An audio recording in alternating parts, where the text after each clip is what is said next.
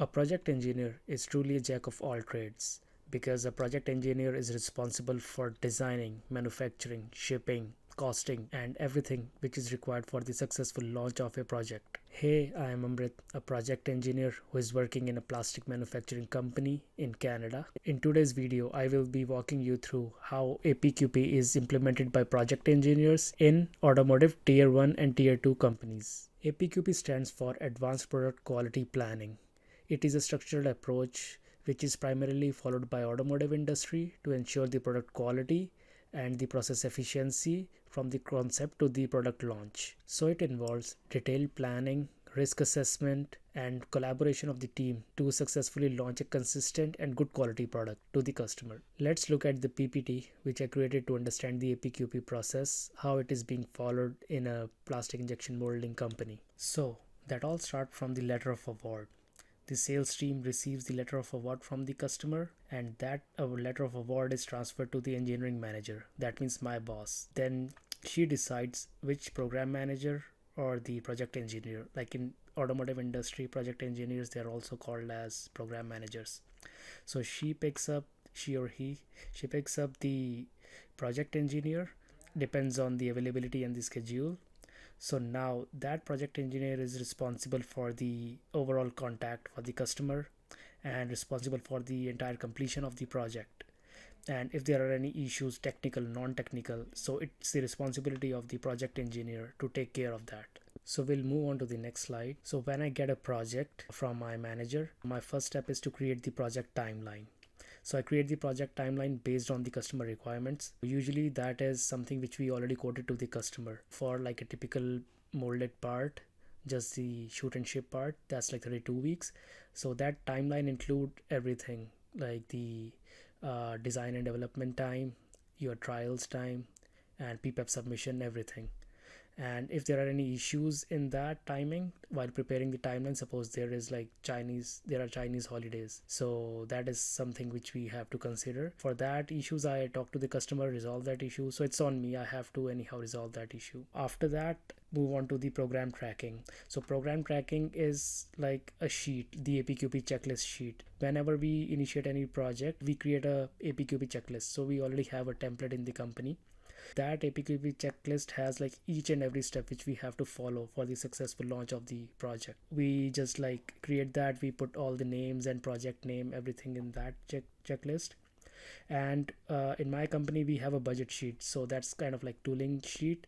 So budget sheet is something which help us to track the profit and loss on that project. I put all the expenses, all the POs which I get from the customer, so that at the end we see how much profit we made on this job. After doing that, I schedule a kickoff meeting.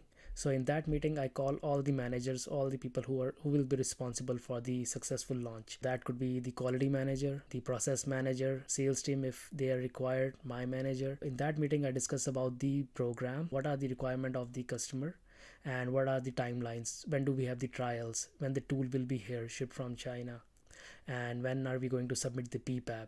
And what could be the roadblocks, what is the feasibility of this project, are we going to face any problem. Usually feasibility is kind of done while we are quoting the job to the customer.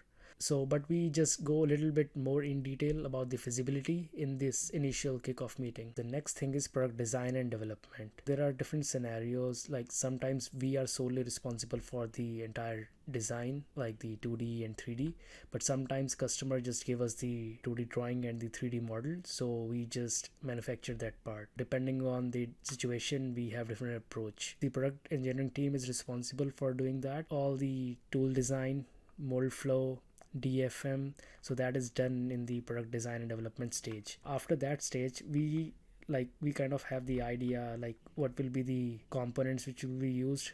So after this, I develop the BOM, which is bill of material. Based on the product design, we kind of have the idea what will be the components used, the material and everything. BOM consists of all the components, the weight of that, what will be the process. Process could be like chrome plating after molding the parts or painting the parts. So it's my responsibility to create the bill of material. And after we are finished with the product design and development, it's the production tool build. Tooling coordinator who is working in the product engineering department, he is responsible for like sending all the information to the tool shop which is in China in our case, and he's coordinating with them how to build the tool, what will be the bill of material for the tool. But I'm always in the loop. I'm always checking my emails that okay, is everything is going okay, and there are no delays. And there is one like tooling procurement sheet which is followed, and but the tooling coordinator, he's doing all that stuff because he's more knowledgeable than me for the tooling, like what will be the sprue size, the gate size of that, if there will be any SVG required for the opening and closing of gates. So he is more technical, so he take care of that, but I'm always in the loop to see if project is on track or not. And after that, it's the process development. Process development is done by the process department. So in that, the process team looks into what components or the equipments we will need for this launch of the project. So do we need any like end of arm, a robotic arm, or we need a conveyor, or any equipment, special equipment. Like in one of my current project, I need a blender mixer to mix two different materials. So the process department, they will be responsible for arranging that thing. So after that, I have to call another meeting which is called as the APQP implementation review meeting. So in that meeting, we discuss about all the open issues which we are having to accomplish the tasks. I can give you one example. Like in one of my project, we had to make spare inserts for the tool, and that cost was not covered in the purchase order, and the customer was also not willing to pay that. So what we had to do, we had to absorb that cost. And after that meeting, we sign off to the review form. So everyone who is present in that meeting, they have to sign that off. After that, there is the step to develop the quality documents for PPAP. So quality department is responsible for doing that. They have to develop all the quality documents depending on the customer requirement. So one of the major document is control plan. Control plan is a document which outlines the method which will be used to control the critical aspects of the part. So that could be critical dimension, surface finish, or depend on the customer requirement. And then there is IMDS, which is International Material Data System.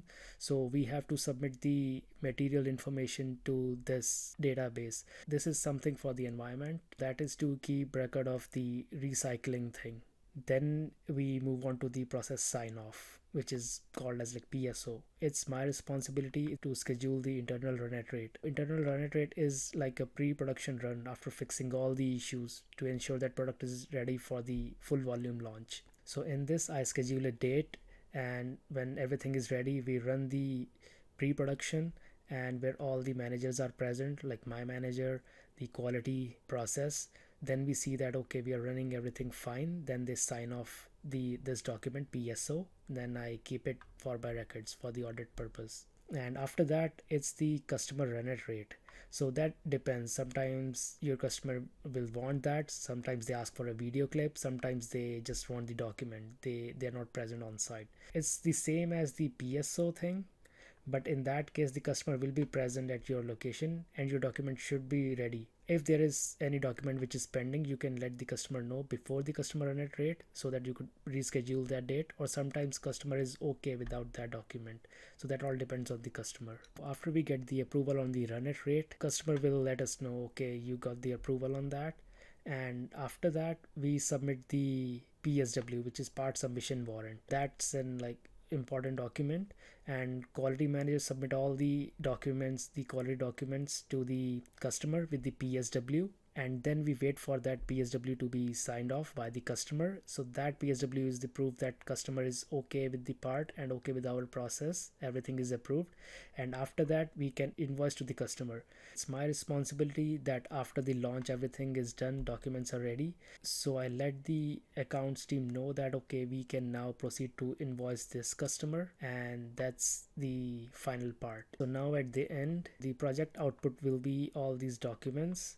So that will be the completed APQP checklist, process flow diagram, process failure mode and effect analysis, process control plan, bill of material, completed process sign off sheet, completed customer run at rate sheet if that is required, approved PSW, and then at the end invoicing the customer. And then there is one more document which is the lesson learned. That is really important.